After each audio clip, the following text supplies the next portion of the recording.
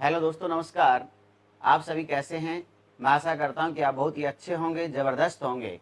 देखिए दोस्तों, अपना टॉपिक प्रतिशत का चल रहा था और प्रतिशत में अपनी 6 क्लासें हो चुकी। आज अपनी 7वीं क्लास होगी। अपना 7वीं क्लास के बारे में बात करेंगे कि 7वीं क्लास प्रतिशत की।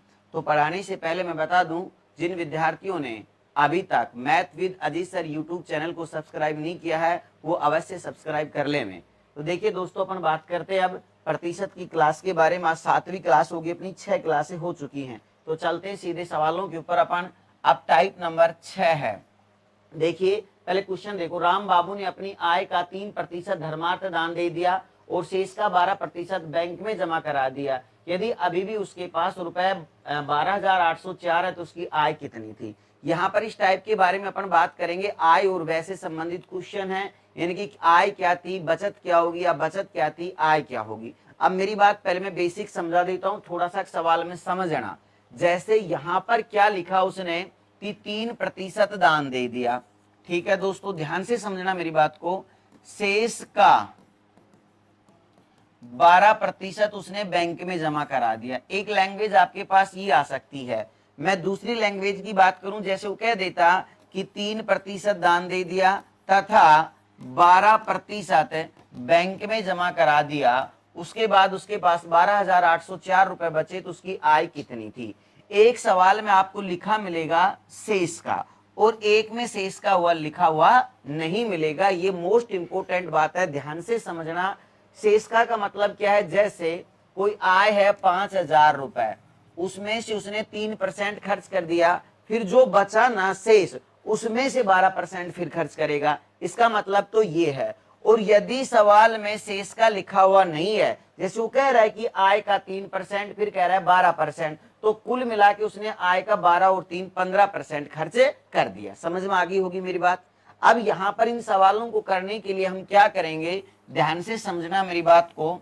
अब इस सवाल में क्या लिखा हुआ है, हमारे पास शेष का लिखा हुआ है और अभी उसके पास 8,400 रुपए शेष बच रहे हैं। तो उसने पूछ लिया कि उसकी आय क्या थी।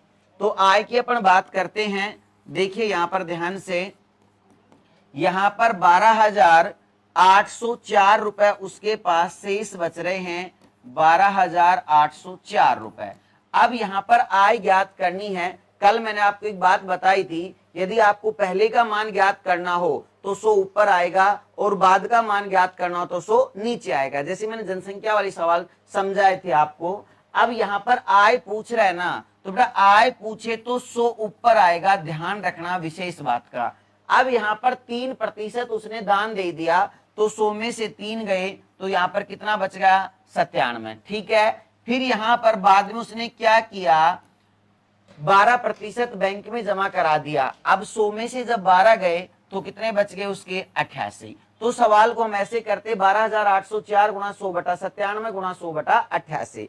मान लीजिए यहां पर आपको आय दे देता और बचत पूछ लेता, तो अपन बचत यदि ज्ञात करनी होती, जैसे वो कह देता कि उसकी आय 5,000 रुपए है, बताओ बचत क्या होगी, तो यहां पर आता 97 बटा में 100 गुणा में 88 बटा में 100। इस प्रकार से हम बचत पूछे तो 100 नीचे आएगा, आय पूछे तो 100 ऊपर आएगा। दोनों बातें क्लियर हो गई।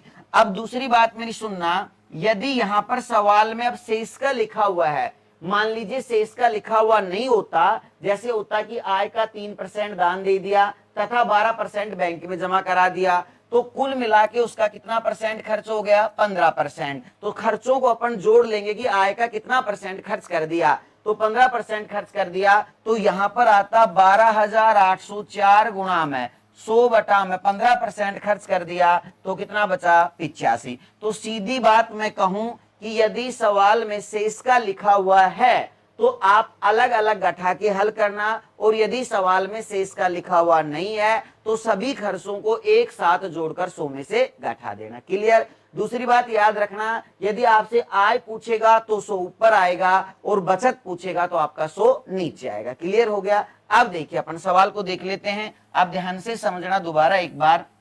यहां पर उसने हमारे से क्या पूछी है दोस्तों, आय पूछी है। तो आय अपन ज्ञात कर देते हैं। बचत है 12,804, आय पूछ रहा है 100 कहां गया, ऊपर, 3% दान दे दिया तो कितना बच गया 97, 100 बटा में 12% बैंक में जमा करा दिया, कितना बच गया 88। अब आप इसको हल कर लीजिए, 97 से अपन इसको काट लेते हैं। देखिए 97 एकम 97, 128 में से जब अपने पास 97 जाएंगे तो 1 बच गया और यहाँ पर 3 बच गया, फिर हमने क्या उतार लिया 0। अब 97 में भाग देंगे तो लगभग यहाँ पर 3 बार चला जाएगा 310 में, 7 तिया हमारे पास कितना हो गया 21 और 9 तिया 27 और 2 कितना हो गया 29, 291 आ गए।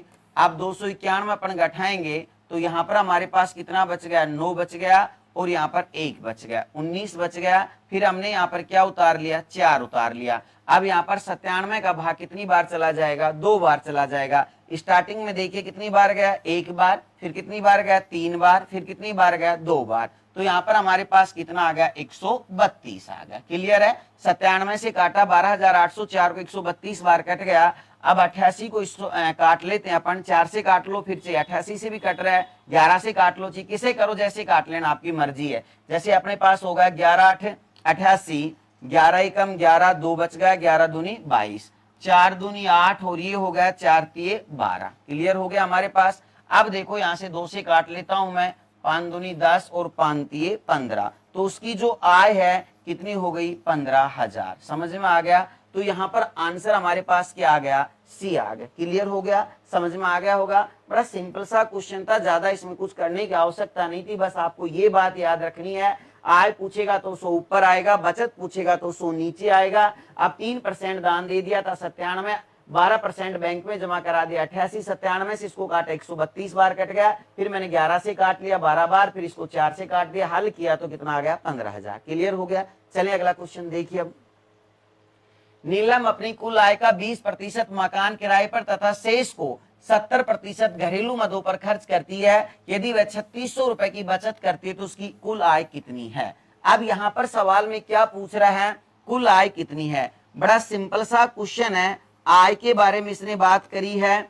अब बताओ बचत कितने रुपए की कर रही है 3600 रुपए की। क्लियर। अब यहाँ पर एक बात बताओ, आय पूछ रहा है तो 100 का आएगा अपना ऊपर आएगा। क्लियर हो गया। अब दूसरी बात ये देखनी है, सवाल में क्या लिखा हुआ है शेष का, तो शेष का लिखा हुआ है तो अलग अलग हल करना पड़ेगा।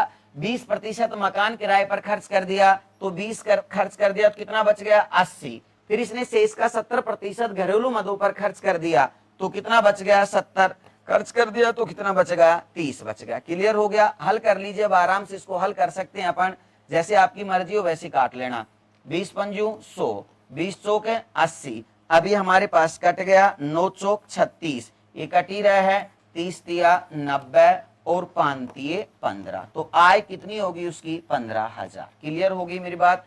यहाँ पर देखिए बहुत सिंपल सा क्वेश्चन है, आपको 2.5 शब्द याद रखने हैं, कुछ नहीं करना है। आय पूछ रहा है 100 ऊपर आ रहा है, 20% मकान किराए पर खर्च कर दिया तो 80 बच गया, 70% घरेलू मदों पर खर्च कर दिया तो 30 बच गया, हल किया तो कितना आ गया 15,000। तो हमारा आंसर क्या आ जाएगा 15,000। तो उसकी जो आय थी वो कितनी थी 15,000 रुपए। क्लियर, समझ में आ गया होगा। चलें अगला क्वेश्चन। रमेश अपनी मासिक आय का 30% भोजन पर, 10% वस्त्र पर तथा 25% मनोरंजन पर खर्च करने के बाद भी 1400 रुपए बचा लेता है, तो उसकी मासिक आय क्या है। अब यहाँ पर देखिए क्या पूछा उसने, उसकी मासिक आय क्या है। लास्ट में कितने रुपए बच रहे हैं उसके पास 1400। अब एक बात बताओ मेरे को छोटी सी, 100 का आएगा ऊपर क्योंकि आय पूछ रहा है। दूसरी बात इसमें देख रहा है कि शेष का लिखा हुआ है नहीं लिखा हुआ है। अब देखिए यहाँ पर शेष का लिखा हुआ नहीं है, वो क्या कह रहा है बेटा, आय का 30% भोजन पर, 10% वस्त्र पर तथा 25% मनोरंजन पर खर्च करता है, तो कुल मिला के उसका कितना खर्च हो गया 30 और 10 40, 40 और 25 कितना हो गया हमारे पास 65, यानी कि कुल मिला के उसका 65% आय का उसने खर्च कर दिया। जब 65% आय का खर्च कर दिया तो कितना बच गया आय का उसके पास 35%, तो यहाँ पर आएगा 100 बटा में 35। क्लियर हो गया। बताइए बहुत ही सिंपल क्वेश्चन था। 35 इसको अपन काट लेते हैं, कितनी बार कट गया 4 बार, तो यहाँ पर कितनी आय आ गई उसकी 4000। बताओ क्लियर हो गया। सेकंडों के हिसाब से आप सवाल को हल कर सकते हैं, बस आपको 2 बात आनी चाहिए। नंबर 1 बात, आय पूछ रहा है तो 100 ऊपर आएगा, बचत पूछ रहा है तो 100 नीचे आएगा। दूसरी बात, यदि सवाल में शेष का लिखा हुआ है तो अलग अलग घटाकर हल करना है। यदि आय का है, शेष का लिखा हुआ नहीं है, तो सभी खर्चों को एक साथ जोड़कर 100 में से घटा देंगे। जैसे यहाँ पर आय का दिया होता तो आय का 65% खर्च हो गया बेटा, 35% बच गया, तो 1400 गुणा में 100 बटा 35 आ गया, तो उसकी आय 4000 आ गई। हमारा आंसर क्या हो गया? सी हो गया। क्लियर होगा? बड़ा सिंपल क्वेश्चन था। आगे चलिए। किसी व्यक्ति के वेतन का 20% भाग किराए पर खर्च होता है, 60% भाग जीवन यापन पर खर्च होता है और 10% भाग वह बचत करता है। यदि वह शेष 30 रुपए बच्चों की शिक्षा पर खर्च करे तो उसका वेतन कितना है? अब मेरी बात सुनना ध्यान से, अब इसमें कंफ्यूजन मत हो जाना, सवाल में बड़ा सिंपल सा है। देखो 20% किराए पर खर्च कर दिया, 60% अपना जीवन यापन पर खर्च कर दिया, 10% भाग की बचत करता है, मतलब 10 उसका ये है कि आय का 10% उसने बैंक में जमा करा दिया, ये मान लें, यानी कि सेविंग कर रहा है वो 10% की। फिर उसके बाद ये सब तीनों काम करने के बाद भी उसके पास जो 30 रुपए बचे हैं ना, उसने शिक्षा पर खर्च कर दिया। डायरेक्ट अपन कहें कि 30 रुपए की उसके पास क्या होगी? बचत होगी। तो आय वेतन कितना था उसका? तो उसकी वेतन की या आय की अपन बात करते हैं मेरे दोस्तों। बड़ा सिंपल सा क्वेश्चन है। लास्ट में कितने रुपए बचे हैं? 30। अब बताओ, सब काम उसने आय का 20%, 60% और 10% बचत कर रहा है, तो कुल मिला के आय का 20 और 60 अपने पास कितना होगा? 80 और 10 90, यानी कि उसने 90% खर्च कर दिया, ये मान लीजिए। अब 90% खर्च कर दिया, आय पूछ रहा है तो 100 का आएगा ऊपर, 90 खर्च कर दिया तो नीचे कितना आएगा? 10। 100 में 90 कम कर दो तो उसकी आय हमारे पास कितनी हो गई? 3000। बताओ, समझ में आ गया? बड़ा सिंपल सा क्वेश्चन था, तो आंसर क्या आ गया? सी आ गया। कभी आप ये सोच लो कि 10% की बचत, ऐसा मत कर देना, उसकी आय आ गई 3000। क्लियर हो गया? एक ही लाइन का आंसर था। चलिए अगला क्वेश्चन। एक व्यक्ति अपने मासिक वेतन का 40% भोजन तथा शेष वेतन का 1/3 परिवहन पर खर्च करता है। यदि वह 4500 रुपए जो भोजन तथा परिवहन पर व्यय करने के बाद शेष रहने वाली राशि के आधे के बराबर है, मासिक बचत करता है, तो उसका मासिक वेतन होगा। अब समझना प्रश्न को, लैंग्वेज थोड़ी अलग है, प्रश्न को समझने की कोशिश करना। 40% उसने भोजन पर, 1/3 शेष का 1/3 परिवहन पर खर्च कर दिया। अब यदि वह 4500 रुपए जो भोजन व परिवहन पर खर्च करने के बाद बचे आधे के बराबर, यानी कि बचत का आधा 4500 है, तो अपन डायरेक्ट ये कह सकते हैं कि बचत 9000 रुपए की हो गई। यानी कि खर्च करने के बाद जो रुपए बचे हैं उसका आधा जो 4500 है, तो इसका मतलब क्या हो गया? 9000 रुपए की बचत हो गई। डायरेक्ट ये भी क्वेश्चन में कह सकता था कि 9000 रुपए की बचत हुई, लेकिन उसने लैंग्वेज थोड़ी बदल दी, तो 9000 रुपए की बचत आ रही है, तो उसकी आय क्या है? वेतन कितना होगा? तो अब देखिए, बड़ा सिंपल क्वेश्चन है, मैं आय की बात करता हूं। तो ये तो समझ में आ गया ना कि 4500 रुपए से मत कर देना, क्योंकि 4500 रुपए खर्च करने के बाद बची राशि के आधे के बराबर हैं, तो इसका मतलब राशि कितनी बच रही है उसके पास? 9000 रुपए। क्लियर? अब बताओ, शेष का लिखा हुआ है 40% उसने भोजन पर खर्च कर दिया, तो आय पूछ रहा है तो 100 का आएगा ऊपर, 40% भोजन पर खर्च करा तो नीचे कितना आ गया? 60 बच गया। शेष का 1/3 परिवहन पर खर्च करता है, तो 1/3 खर्च कर दिया, तो अब यहां पर जैसे परसेंटेज का मतलब 100 होता है, तो भाग का मतलब 1 होता है। अब 1 में से 1/3 भाग खर्च कर दिया तो 2 एकम 2, 2 में से 1 गया तो 3 में से 1 गया, तो कितना बच गया? 2/3। जब भाग में से 1/3 खर्च करेगा तो 2/3 बचेगा। अब जैसे आपने 100 ऊपर किया था तो भाग आ जाए तो 1 ऊपर आएगा और यहाँ पर बच गया 2/3। बताओ, क्लियर हो गया? अब एक बार इसको इधर हल कर लेना। देखो मैं यहां समझा देता हूं सवाल को, ध्यान से समझना। अब ये हम चलो यही देख लेते हैं। 9000 हो गया हमारे पास, 100 बटा में कितना हो गया? 60 हो गया। 3 कहां चला गया? ऊपर, ये आ गया 3/2 हो गया। ये तो समझ में आ गया होगा कि 1/3 परिवहन पर खर्च करा है। जब उसने 1/3 खर्च कर दिया तो यहाँ पर 2/3 भाग बच गया। जैसे यहाँ पर 100 ऊपर आया था तो भाग का मतलब आ जाए तो 1 ऊपर आएगा, 1/2/3, 3 कहां चला जाएगा? ऊपर। अब आप इसको आसानी से हल कर सकते हैं, फटाफट हल कर लीजिए। देखो भैया, 0 से 0 कैंसिल हो ही गई। अब इसको अपन काट लेते हैं 6 से, 6 कम 6, 15 6 की 90, 0 हो गया। और ये हमारे पास कटी गया कितनी बार? 75 बार। अब यहाँ पर हल कर लो, 3 से गुणा कर दीजिए, 5 ते 15, 7 तिया 21 और 1 22, 2 0 1। तो हमारे पास आय कितनी आ गई? 22,500। तो यहाँ पर उसकी आय कितनी थी? 22,500। बी आंसर आ जाएगा। क्लियर हो गया? वो सिंपल सा क्वेश्चन था, समझ में आ गया होगा, आशा करता हूँ बड़ा सिंपल था। बस आपको थोड़ा समझना है कि सवाल कहे क्या रहा है। यहाँ पर कंफ्यूजन मत हो जाना कि 4500 रुपए की बचत है। 4500 रुपए की बचत नहीं है, बचत का आधा है 4500, तो बचत 9,000 की है। ठीक है बेटा, 40% भोजन पर खर्च कर दिया तो 60% बच गया, 1/3 शेष का 1/3 परिवहन पर खर्च कर रहा है तो 1/3 खर्च कर दिया तो 2/3 बच गया, 1/2/3, 3 ऊपर चला जाएगा। हल किया तो आय आ गई 22,500। क्लियर? चलो अगला क्वेश्चन देखिए। अब सुरेंद्र की आय 10,000 रुपए, उसने अपनी आय का 10% बड़े पुत्र को दिया, शेष का 20% अपनी पुत्री को दिया, शेष का 25% अपनी पत्नी को दिया, अंत में उसके पास कितना धन शेष बचा। अब यहाँ पर देखना वो क्या पूछ रहा है आपसे? बचत पूछ रहा है। बेटा ध्यान से समझिए, क्या पूछिए उसने आपसे? बचत।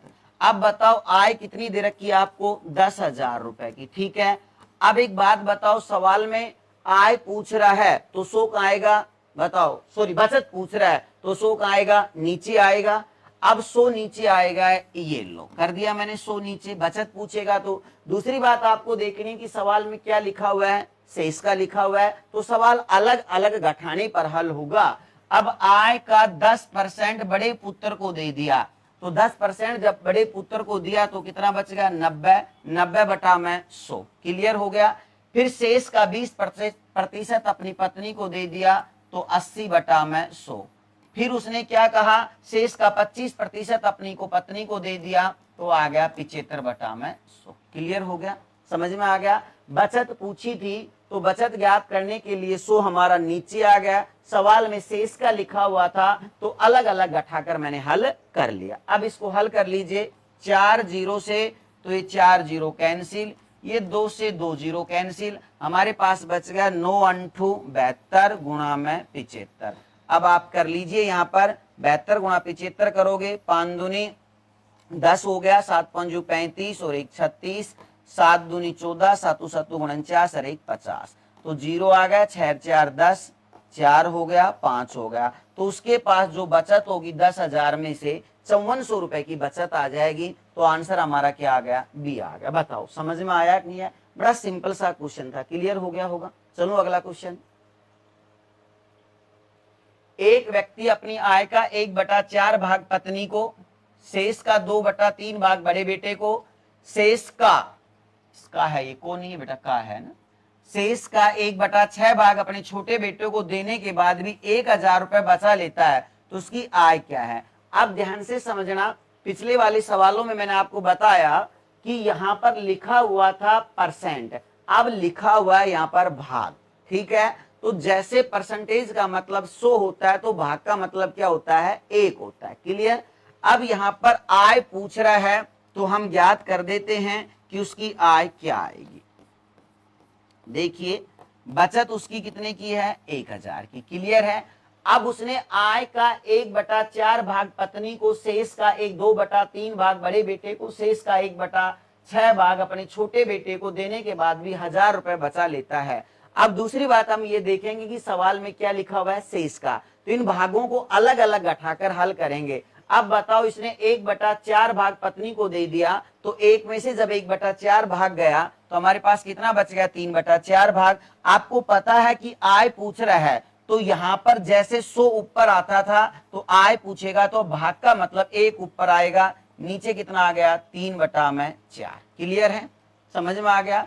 चलिए, यहां पर शेष का 2/3 भाग बड़े बेटे को, तो एक में से देखिए जब 2/3 भाग जाएगा तो 3 एकम 3, 3 में से 2 गया तो हमारे पास क्या बच गया? 1/3। तो यहां पर आएगा 1/1/3। आगे चलिए हल करो इसको। शेष का 1/6 भाग अपने छोटे बेटे को दे दिया। अब देखिए, एक में से अपन 1/6 घटाएंगे तो 6 एकम 6, 1 गया तो कितना बच गया? 5/6। ये लीजिए 5/6। अब अपन इसको हल कर लेते हैं फटाफट। अब देखो मैं ऊपर हल कर देता हूं, ध्यान से समझना। अब यहां पर देखिए तो उसकी बचत आ जाएगी कितनी? 1,000 गुणा में 4 कहां चला जाएगा ऊपर, तो ये हो गया 4/3, ये हो गया 3/1 और ये 6/, हमारे पास क्या बच गया 5। ठीक है, अब हल कर लो, 3 से 3 कटी गया, ये 5 दूनी 10 हो गया, क्लियर हो गया, 6 चौका 24 और 24 दूनी कितने हो गए 4800। तो उसके पास जो आय थी कितने रुपए की थी 4800 रुपए की। तो आंसर हमारे पास क्या आ गया, बी आ गया। क्लियर हो गया, बड़ा सिंपल सा क्वेश्चन था, ज्यादा कुछ नहीं करना था। एक बार दोबारा से देख लेना, यहां पर देखिए 1/3 भाग, सॉरी 1/4 भाग जब पत्नी को दे रहा है तो यहाँ पर कितना बच गया 3/4, फिर यहाँ पर 2/3 गया तो 1/3, फिर 1/6 दे दिया तो 5/6, एक ऊपर आएगा आय पूछेगा, तो अब इसका हल करेंगे तो 4 ऊपर चला जाएगा, 4/3, 3/1, 6/5, हल किया तो कितने रुपए आ गए 4800। क्लियर हो गया। चलो अगला क्वेश्चन, एक व्यक्ति अपनी आय का 1/3 भाग भोजन पर, अपनी आय का 2/5 भाग मकान किराए पर तथा अपनी आय का 1/5 भाग कपड़ों पर व्यय करता है। यदि उसके पास अभी भी 400 रुपए शेष रहते हैं तो उसकी आय क्या है। अब देखिए बेटा, यहाँ पर ध्यान से समझना मेरी बात को, यहाँ पर भाग लिखा हुआ है, क्या सवाल में शेष का लिखा हुआ है, क्या नहीं लिखा हुआ है। तो उसने आय का कितना भाग खर्च कर दिया, पहले इनको जोड़ लीजिए। उसने 1/3 भाग किस पर खर्च कर दिया, भोजन पर, 2/5 भाग मकान किराए पर तथा अपनी आय का 1/5 भाग कपड़ों पर खर्च करता है। क्लियर। अब बताओ अपन कुल मिला के कितना खर्चा हो गया, 3 के 5 के और 5 के लघुत्तम लेंगे तो कितने आ गए 15, तो 3 पंजू 15, 5 15, 3 दूनी 6 और ये हो गया 5 15, 6 5 11 और 3 14। तो उसने आय का 14/15 भाग खर्च कर दिया। जब 14/15 भाग खर्च कर दिया तो शेष उसके पास क्या बच गया, सभी खर्चों को हमने जोड़ लिया है। अब 14/15 हो गया तो एक में से जब 14/15 जाएगा तो 15 एकम 15, 15 में से 14 गया तो 1, तो उसके पास यहाँ पर कितना भाग बच गया 1/15 भाग। क्लियर हो गया। अब यहाँ पर दे रखा है 400 रुपए बचत करता है, तो उसकी आय क्या है। अब देखिए आय ज्ञात करनी हमारे को कि उसकी आय क्या आएगी। तो मैं यदि आय की बात करता हूं देखिए 400 रुपए की उसने क्या कर ली है बचत। अब एक बात बताओ, आय पूछ रहा तो एक कहाँ आएगा ऊपर, 1/15 कहाँ आएगा नीचे। अब 15 कहाँ चला जाएगा ऊपर, तो ये हो गया 400 गुणा में 15, 15 चौका 60, 2 जीरो ये आ गई। तो उसकी आय हमारे पास कितनी आ गई 6000 रुपए। तो आंसर क्या आ गया, ए आ गया। देखिए मेरे दोस्तों, जो मैंने पिछला क्वेश्चन समझाया था उसमें भाग लिखे हुए थे लेकिन शेष का लिखा हुआ था, तो मैंने अलग अलग एक में से घटाया। अब यहाँ पर आय का लिखा हुआ है, शेष का लिखा नहीं है, तो मैंने सभी भागों को जोड़ा तो उसने आय का 14/15 भाग खर्च कर दिया है। तो अब उसके पास 1/15 भाग बच गया। तो 400 गुणा 1 अब एक ऊपर आएगा क्योंकि आय पूछ रहा है, हल किया तो आय कितनी आ गई 6000। क्लियर हो गया। चलिए अगला क्वेश्चन देखते हैं। एक आदमी अपनी मासिक आय का 30% बचत करता है। यदि उसकी मासिक आय में 10% की वृद्धि होती है तो पिछली बचत से 20% अधिक बचत करता है, तो उसकी व्यय में यानी कि खर्चे में हुई प्रतिशत वृद्धि ज्ञात कीजिए। बड़ा शानदार क्वेश्चन है, ये एग्जाम में बहुत ज्यादा बार आता है, ये मौखिकली प्रश्न आपको समझना है। देखो यहां पर क्या कह रहा है, आय का 30% खर्च करता है, क्लियर, सॉरी बचत करता है।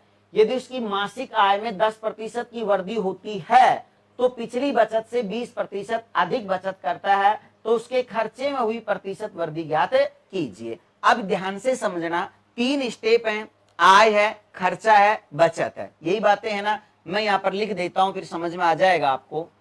यहां पर मैंने लिख दी आय, क्लियर। उसके बाद उसने क्या कर दिया खर्च, क्लियर। उसके बाद क्या होगी बचत, ठीक है भाई। अब पहली स्टेप में मैं देखता हूं, अब देखिए यहां पर पहली स्टेप की अपन बात करें। नंबर 1 मैं मान लेता हूं कि माना उसकी आय क्या रुपए है 100 रुपए। अब इसने क्या किया, आय का 30% बचत करता है, पहले बचत लिख दी, तो यहां पर बचत लिखी है, 100 में से 30 बच रहे हैं, तो इसका मतलब उसने खर्च कितने करे हैं 70। क्लियर हो गया। अगली स्टेप देखना, आप क्या कंडीशन लगा दी यहां पर यदि मासिक आय में 10% की वृद्धि होती है, आय पहले 100 रुपए थी, 10% की वृद्धि हुई तो आय कितनी होगी 110। तो पिछली बचत से 20% अधिक बचत करता है।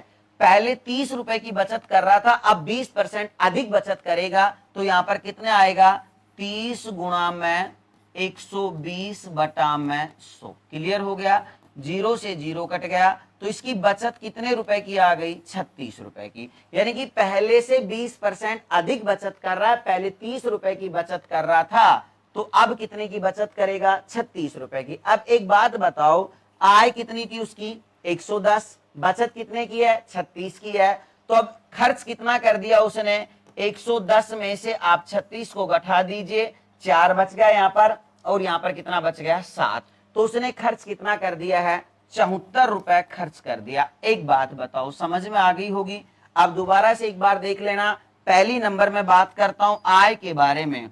तो मैंने आय कितनी मानी है 100 रुपए। क्लियर, 30% की बचत कर रहा है तो खर्चा कितना हो गया 100 में से 70 रुपए खर्च कर दी। क्लियर हो गया।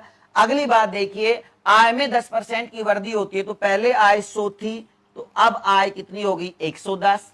बचत में 20% की वृद्धि हो रही है, पहले बचत 30 थी तो अब 20% की वृद्धि हुई तो बचत कितनी हो गई 36। तो जब 110 में से 36 बचाए हैं तो दोस्तों खर्च कितने कर दिए उसने 74 रुपए। तो पहले खर्चा उसका 70 था तो अब कितना हो गया 74। यही पेपर में पूछा गया है कि खर्चे में हुई प्रतिशत वृद्धि ज्ञात कीजिए। बताओ पहले खर्च कितना कर रहा था 70 रुपए, अब खर्च कितना कर रहा है 74 रुपए। तो खर्चे में वृद्धि, बताओ पहले 70 खर्च कर रहा था अब 74 खर्च कर रहा है तो 4 रुपए खर्चे के बढ़ गए हैं। परसेंट ज्ञात करते हो तो प्रारंभिक मान नीचे आएगा, 4/70 प्रतिशत ज्ञात करने के लिए गुणा में 100, जीरो से जीरो कट गया तो यहां पर हो गया 40/7। 7 पंजू 35, हमारे पास कितने बच गए 7 पंजू 35, 5 बच गए, 7 7 49। तो उसके खर्चे में 5.7% की वृद्धि हो गई। तो आंसर हमारे पास क्या आ जाएगा ए। बताओ क्लियर हुआ कि नहीं। बहुत ही सिंपल सा क्वेश्चन था, बस आपको एक बार समझना था, समझ में आ गया होगा। दोबारा एक बार देख लेना, आय कितनी है 100, बचत कितनी है 30, तो खर्च कितना हो गया 70। क्लियर, पहली कंडीशन के अकॉर्डिंग आय में 10% की वृद्धि हो रही है तो 110 हो गया, बचत में 20% की वृद्धि हो रही है तो 30 में 20% की वृद्धि करेंगे तो 36। जब 110 आए या 36 खर्च कर दिया, ओ सॉरी बचत कर दी तो खर्च कितना हो गया 74। पहले खर्चा 70 का था अब कितने का होगा 74 का। तो 4 रुपए अधिक खर्च कर रहा है। यदि परसेंटेज की मैं बात करूं तो 4/70 गुणा 100, 5.7% अधिक खर्च कर रहा है। क्लियर, चलिए अगला क्वेश्चन देखते हैं। विकास अपने वेतन को 80% खर्च कर देता है, उसके वेतन में 25% की वृद्धि हुई और उसके खर्चे में 15% की वृद्धि हुई तो उसकी बचत में कितने प्रतिशत की वृद्धि हुई। सेम वो का वही सवाल है, ध्यान से समझना मेरी बात को। देखो सेकंडों के हिसाब से आप सवाल को हल कर सकते हैं, ज्यादा कुछ नहीं है यहाँ पर। वही बात है, मैं यहाँ पर लिखता हूं सबसे पहले मैंने यहाँ पर क्या लिख दिया आय। क्या लिख दिया मेरे दोस्तों आय, ठीक है। उसके बाद क्या आता आपका खर्चा, खर्चे के बाद आपके पास क्या आती है बचत। क्लियर। अब देखिए इसने क्या कहा 80% खर्च कर देता है तो मैं यहां पर आय मान लेता हूं कि उसकी आय क्या है।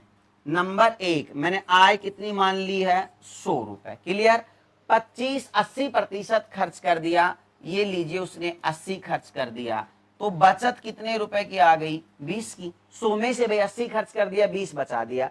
अब कंडीशन नंबर 2 देखिए, उसके वेतन में 25% की वृद्धि हुई तो पहले उसका वेतन 100 था तो 25% की अपन वृद्धि करते हैं तो उसका जो वेतन आएगा कितना हो जाएगा 125। क्लियर। अब ये क्या कह रहा है उसके व्यय में खर्चे में 15% की वृद्धि हुई तो खर्चा पहले 80 था अब उसका खर्चा हो जाएगा 15% की वृद्धि करेंगे तो 80 गुणा में 115/100। क्लियर है, जीरो से जीरो कैंसिल हो गई। अब इसको आप हल कर लीजिए, क्या आ जाएगा हमारे पास। देखो 8 पंजू वैसे काटो तो काट देना, नहीं तो गुणा करो डायरेक्ट कर दीजिए। 8 पंजू 40 और 8 एकम 8 है, 8 4 कितना हो गया हमारे पास 8 4 12, 8 1 8 1 9, 92 रुपए उसका क्या हो गया खर्चा।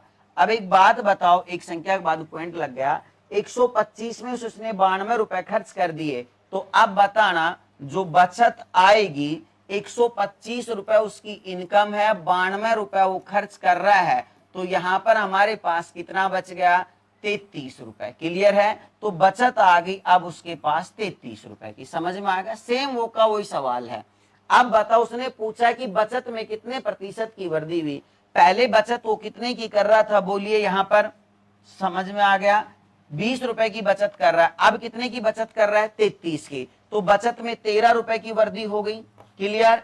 बताओ 20 कहां आएगा, नीचे आएगा, परसेंट की बात कर रहा है तो गुणा में 100 आएगा। 20 पंजू 100 हो गया और 13 पंजू यहां पर कितना आ गया 65। तो बचत में 65% की वृद्धि हो जाएगी। तो आंसर हमारा क्या आ जाएगा, डी आ जाएगा। बताओ क्लियर हो गया होगा? दोबारा एक बार देख लेना। आय हमने कितनी मानी है 100, खर्चा यहाँ पर कितना दे रखा था 80, तो बचत कितने की आ गई 20 की। क्लियर? अब देखो यहां पर 25% की वृद्धि हुई है तो कितनी आय आ गई 125। खर्चे में 15% की वृद्धि हुई, तो पहला खर्चा 80 था, 80 में 15% की वृद्धि करेंगे तो 80 गुणा 115 बटा 100, 92 रुपए खर्चा हो गया। 125 में से 92 खर्च कर दिए तो कितने बच गए 33। अब बचत में कितने परसेंट की वृद्धि हुई, तो यहाँ पर पहले 20 की बचत कर रहा था, अब 33 की कर रहा, तो 13 रुपए अधिक बचत हो रहा। परसेंटेज ज्ञात करेंगे, प्रारंभिक बचत नीचे आ जाएगी, गुणा में 100 आएगा। हल किया तो 65% अधिक बचत कर रहा है। समझ में आ गया? चलो अगला क्वेश्चन देखिए। मोरिस भोजन पर अपनी आय का 25% खर्च करता था, ठीक है। उसे 1000 रुपए की वेतन वृद्धि मिली। कितने की? 1000 की। ध्यान से समझना, बड़ा अच्छा क्वेश्चन है। लेकिन उसने खाद्य वस्तुओं पर अपना खर्च नहीं बढ़ाया, नतीजन भोजन पर उसका खर्च गिरकर 20% हो गया, तो उसकी प्रारंभिक आय क्या थी? बड़ा सिंपल सा क्वेश्चन है, सवाल को एक बार समझना। आय का 25% खर्च करता था, ठीक है। उसने 1000 रुपए की वेतन में वृद्धि कर ली, लेकिन उसने खाद्य वस्तुओं पर अपना खर्चा नहीं बढ़ाया। मतलब जितने रुपए पहले खर्च करता था उतने, परसेंटेज की बात करना नहीं कर रहा है, रुपए की बात कर रहा है। पहले जितने रुपए खर्च कर रहा था आज भी उतने ही रुपए खर्च कर रहा है। तो फिर क्या हुआ, जो आय हुई ना उसका मात्र 20% ही खर्च हुआ। तो बताओ उसकी आय क्या थी? अब मैं देखो, बहुत ही सिंपल क्वेश्चन है, ध्यान से समझना। आय हमने मान ली है जैसे x रुपए मान लेते हैं, ठीक है भैया। अब यहां पर 25% खर्च करता है तो x गुणा में 25 बटा में 100। भाई दोबारा देख लेना, आय हमने x मानी है, 25% खर्च कर दिया तो क्या आ गया, खर्चा हो गया x गुणा 25 बटा में 100। फिर क्या कह रहा है, 1000 रुपए की वेतन में वृद्धि हो गई, तो x उसकी आय थी, 1000 वेतन बढ़ गया, ये लीजिए भाई, तो वेतन हो गया x गुणा में 1000। क्लियर है? तो खर्चा है जो उसका 20% हो गया आय का। आय अब x गुणा 1000 है, तो अब खर्चा हो गया 20%, तो 20 बटा में 100। चलो मैं नीचे कर देता हूं, एक बार आ नहीं रहा यहां पर देख लो, x गुणा में 25 बटा में 100। क्लियर? 1000 रुपए बढ़ गए तो x प्लस में 1000, लेकिन यहां पर देखना आय का 20% हो गया अब खर्चा, तो खर्चा 20% होगा तो क्या आएगा 20 बटा में 100। क्लियर है? अब बताओ ये वाला खर्चा और ये वाला खर्चा, पहले आय का 25% खर्चा और अब आय का 20% खर्चा, दोनों बराबर है, लिखा हुआ है। तो इन दोनों को मैंने क्या कर दिया बराबर। x का मान ज्ञात कर लीजिए, ये 100 से 100 कैंसिल हो गया। क्लियर है? 5 25 और ये हो गया 5 का 20। अब हल कर लो, तो यहां पर मेरे पास आ गया 5x, 4 को मैं x से गुणा किया 4x, प्लस में ये क्या हो गया 4000। अब इस x को इधर लेके आऊंगा तो माइनस का हो जाएगा, तो यहां पर मेरे पास 5x में से 4x गया तो x बच गया, इधर क्या बच गया 4000, तो x का मान 4000 आ गया। तो इसका मतलब उसकी जो आय थी पहले वो कितनी थी 4000। यदि अब की आय पूछता तो 1000 रुपए और बढ़ गई, तो अब उसकी आय कितनी आती 5000। क्लियर हो गया? तो ये जो अपने क्वेश्चन थे ये आय और बचत से संबंधित क्वेश्चन थे। दोस्तों आज की क्लास को अपन यहीं पर समाप्त करते हैं, बाकी बात करेंगे कल। धन्यवाद।